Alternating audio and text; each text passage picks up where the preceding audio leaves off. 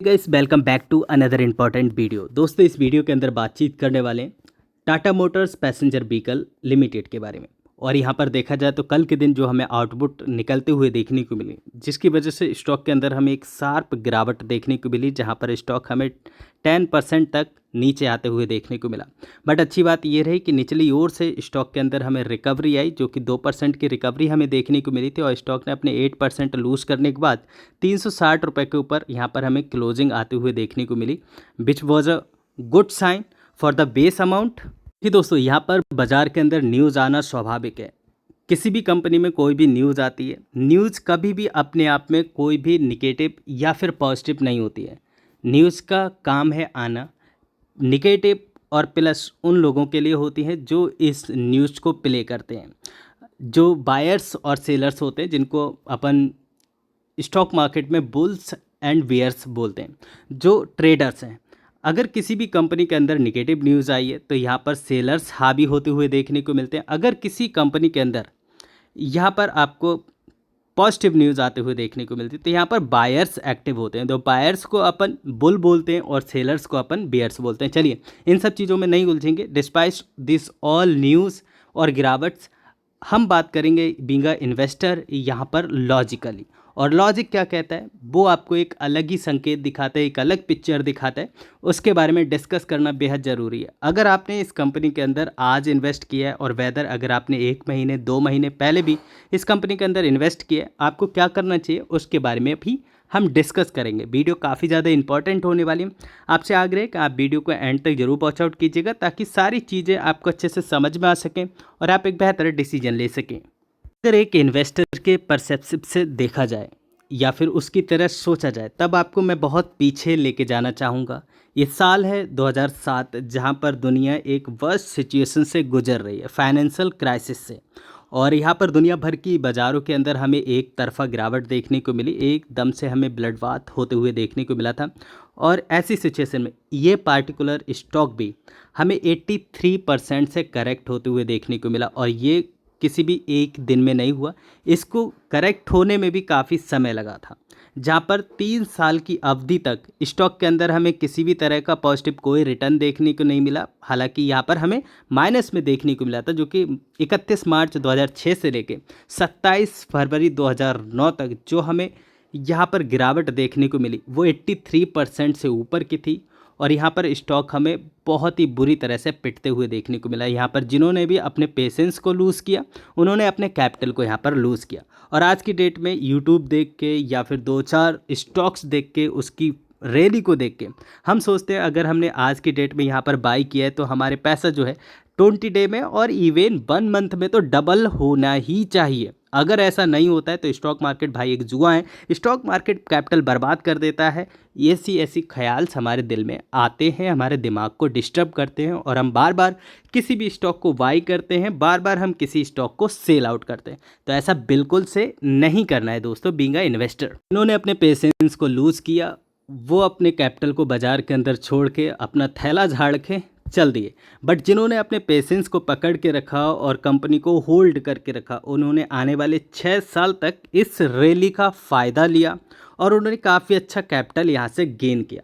साल 2009 से लेके मार्च 2015 तक स्टॉक के अंदर हमें एक तरफा मोमेंट देखने को मिला, जहाँ पर स्टॉक ने हमारे पैसे को मोर देन 18 टाइम तक मल्टीप्लाई किया। 1882% के मैसिव रिटर्न इस कंपनी ने आपको जनरेट करके दिया है। करें अगर साल 2015 के प्रॉफिट बुकिंग की, तो यहाँ पर भी मैसिव प्रॉफिट बुकिंग हमें देखने को मिली, जो कि अप्रॉक्सीमेटली स्टॉक हमें 38% से 40% तक यहाँ पर हमें करेक्ट होते हुए देखने को मिला था, जो कि बीते मार्च से लेकर अगस्त तक स्टॉक के अंदर हमें एक तरफा गिरावट देखने को मिली। अब इसको गिरावट नहीं बोलेंगे, क्योंकि एक बहुत बड़ी चाल चल के आ रहा है स्टॉक। उसके बाद से अगर यहाँ पर प्रॉफिट बुकिंग हो रही है तो ये होना बहुत ही ज़रूरी है किसी भी स्टॉक के अंदर, और ऐसा ही यहाँ पर भी हुआ।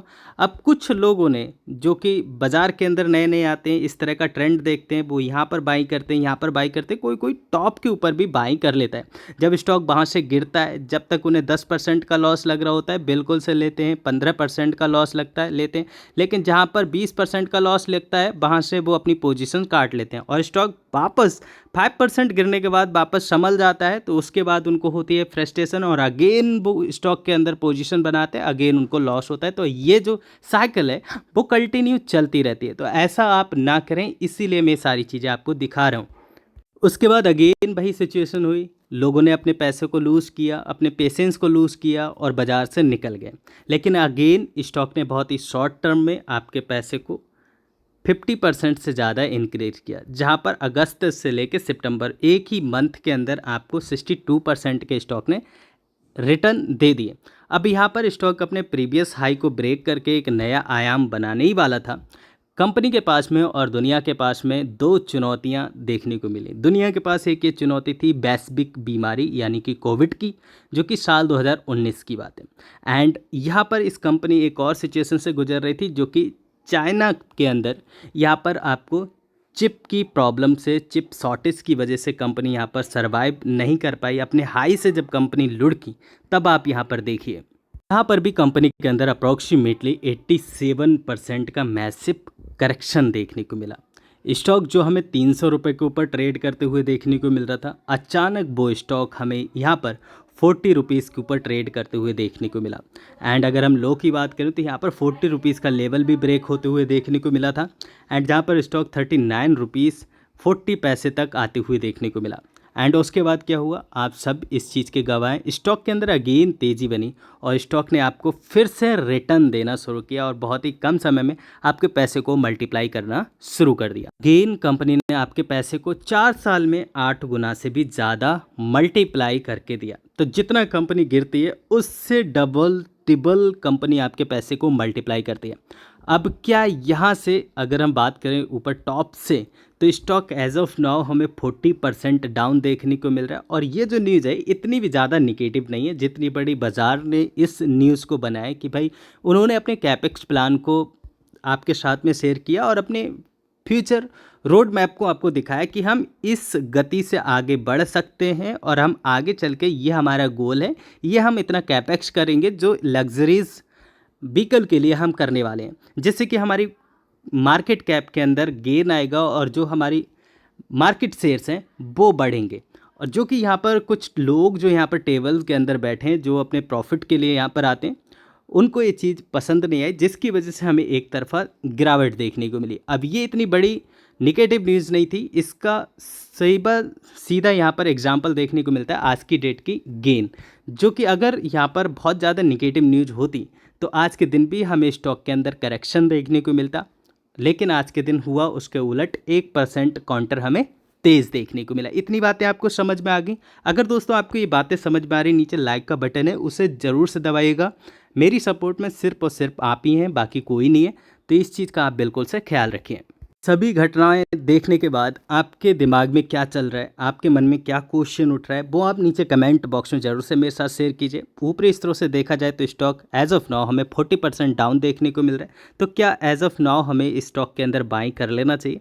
अगर हम लेवल की बात करें तो यहाँ पर जो प्रीवियस सपोर्ट है, जो कि इसका 360 रुपीज़ का लेवल है, ये एक सपोर्ट है।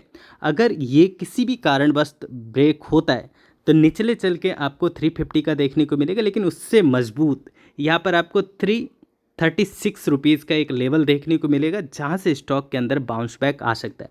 आपके पास में अगर कंपनी की पुरानी होल्डिंग है, बिल्कुल से होल्ड करके रखिए। कंपनी आपको बहुत अच्छे रिटर्न जनरेट करके देगी, जैसा अभी तक कंपनी ने आपको रिटर्न जनरेट करके दिए हैं। और बहरहाल फ्रेश एंट्री के लिए आप इन लेवल्स के ऊपर से ज़रूर से ध्यान केंद्रित कीजिएगा। इनकेस आपके मन में और भी कोई क्वेश्चन क्वेरी है वो आप नीचे कमेंट बॉक्स में ज़रूर से शेयर कीजिएगा।